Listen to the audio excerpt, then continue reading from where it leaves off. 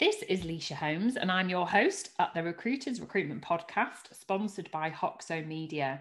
And for my fellow Women Unleashed, this will be a very familiar face. Our guest this week is Penny Delve, who is the owner of PDJ Coaching and Centered Excellence. Welcome to you today, Penny. How are you?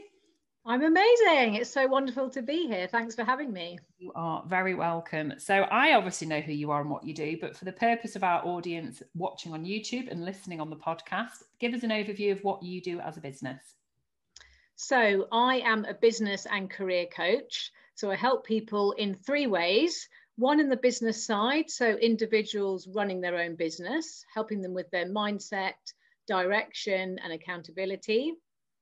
I help people in their careers, either in transition, so changing jobs, or somebody already in a job and they just want to increase their visibility, make more of an impact, increase their value, their personal brand, and start to enjoy work a lot more. Absolutely fantastic. Now, one of those key areas is around mindset, and that's something that I really want to pick your mind on today, because very often we have limiting beliefs that prevent us from fulfilling our true potential, whether that is as a, if you're listening to this as a leader or you're a recruiter working your way up the career ladder. So what exactly are limiting beliefs, first of all? Yeah, no, it's a good question. And you hear that term like flying around, limiting beliefs. And it's actually quite simple. A limiting belief is a belief that you have about yourself, about somebody else, or about the world that limits you in some way. So an obvious limiting belief about yourself could be, I'm not good enough, or I'm ugly, or I always fail. Something about somebody else could be, I've always got to make that person happy. Something about the world could be, the world's a dangerous place and I'm scared of the world. And these limiting beliefs then limit us to reaching our potential. They blind us from finding possibilities. They keep us stuck and small. So you can see they don't really serve us in the best possible way. No, definitely. And in terms of our current culture, as we record this in January 2021, we're in lockdown 3. And if you think about the essence of limiting belief all around us, we can't go places, we can't see people. So I think that's why I was so interested in discussing this topic. So, and hopefully this will stand the test of time once we're back out of lockdown. So how do we, as human beings and as recruiters, how do we establish within ourselves what our limiting beliefs are? Yeah, and another great question, because that's what people always ask. Well, how do you even find out what they are? What's really going on? And first of all, everyone's limiting beliefs or any type of belief is very unique to that person, because our beliefs are created from the experiences we've had in the world since the first day we were born. And a lot of them are created before the age of 7 years old. And our brain then holds on to these beliefs and it sees the world through those types of beliefs. And they can come from an experience, they could come from a caregiver, a parent, a grandparent, it could come through your education or something that's had an impact on you. So when we want to find out what they are, the easiest way is just to ask yourself, okay? So get a bit of paper and write down, what are my beliefs on these subjects? So you could write down relationships, career, finances, health, the world, your connection to something greater. And you already have the answers within you, okay? It's actually really easy.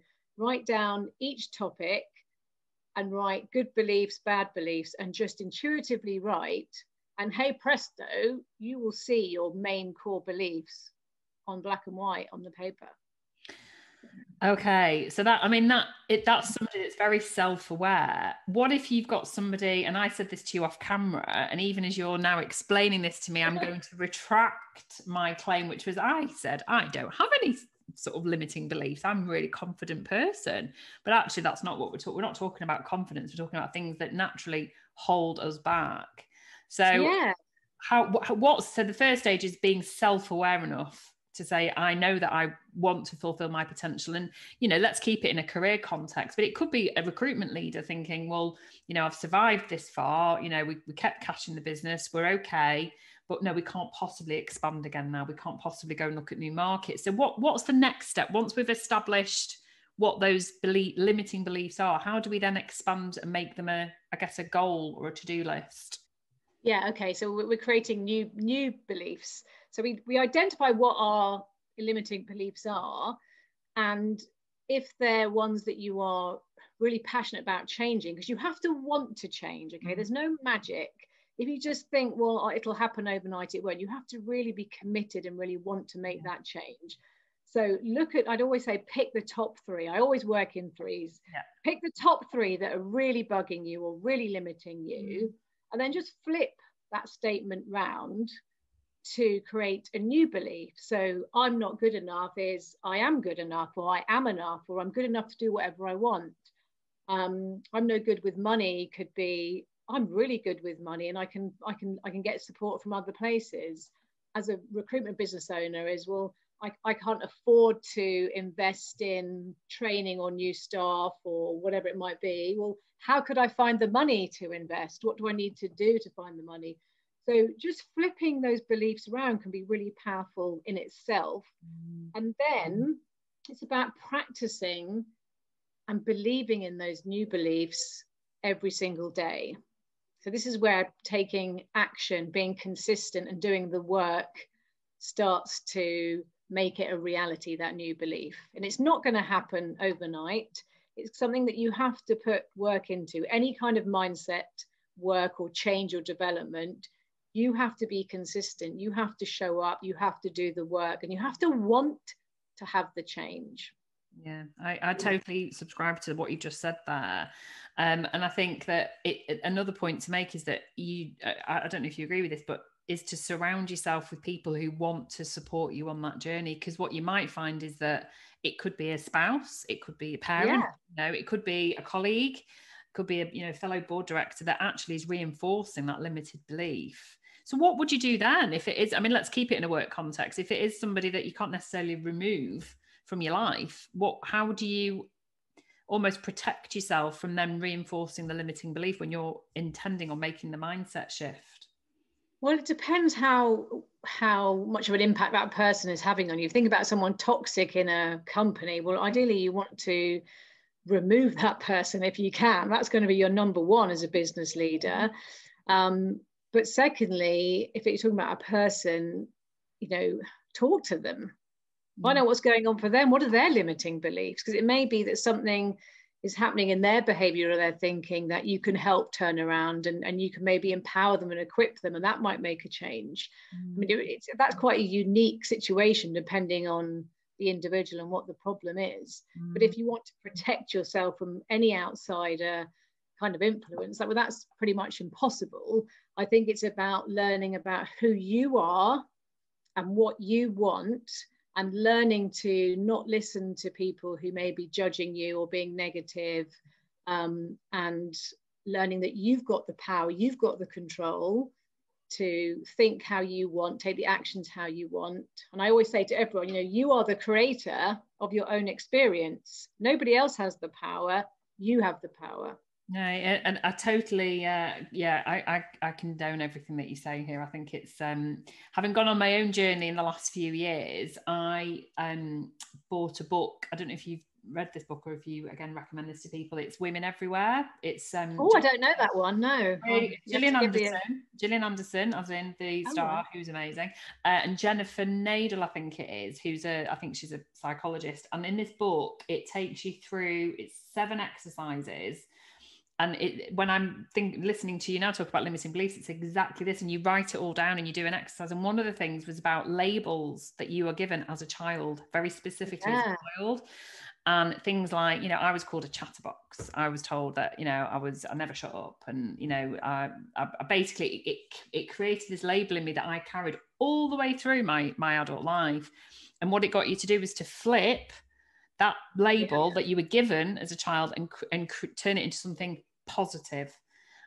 Exactly. And you literally then had to tear out, you did it in a notebook, you tear out the labels that you were given and you rip it up to get so you're getting it out of your mind, and then you're focusing on the labels that you are now giving yourself on what those limiting beliefs are and what those changes are. And it was, for me, an absolute pivotal moment in my life where I lost the label of all these negative things that I've definitely carried around with me. Yeah, no, it's funny you say that, because I also practice hypnotherapy, and one of the exercises I do is called updating your library, where I put someone into hypnosis or a deep relaxation, whatever you want to call it, and we go and update their limiting beliefs. We go into the library, we pull out the books, like exactly like you say, almost find all those old limiting beliefs or negative thoughts or ways you don't want to be feeling anymore. We rip the pages out and we replace the books with all the new positive feelings and beliefs. And all those things are so powerful. The mind is so clever. And sometimes a tiny shift can make a difference. Sometimes a bit of deeper work makes a difference. But often it's really, really simple tweaks that have the hugest impact. Like you say, just that little exercise you did. Wow, it was a game changer, right? A game changer, and it's all those other things. I mean, I've got a hypnotherapist that I've been to for about a decade. So I didn't know you did that, Penny. A lady called Helen James. She has actually been on the podcast last year. She gave us some techniques on managing anxiety. She was fantastic. So if people are listening to this or watching this and thinking, I know I want to do something different, can they do it on their own, or would you recommend that they do bring in a third party to help them do it? Do you think it's possible for people to make the changes themselves for their limiting beliefs? I think if you're committed, you can make changes by yourself, but it's much harder because our brain is wired to always bring us back to where it feels safe and familiar. So we're defaulted to stay in our safe zone. So anything new feels challenging and we can see resistance. So when you work with a third party, whether it's a coach, a hypnotherapist, or a counselor, or whatever it is, they will take you further than you can on your own. So yes, try on your own. If it's just, you try a simple exercise like we talked about, if that works for you, brilliant. But if it doesn't and you need more help, then a third party can have a massive impact.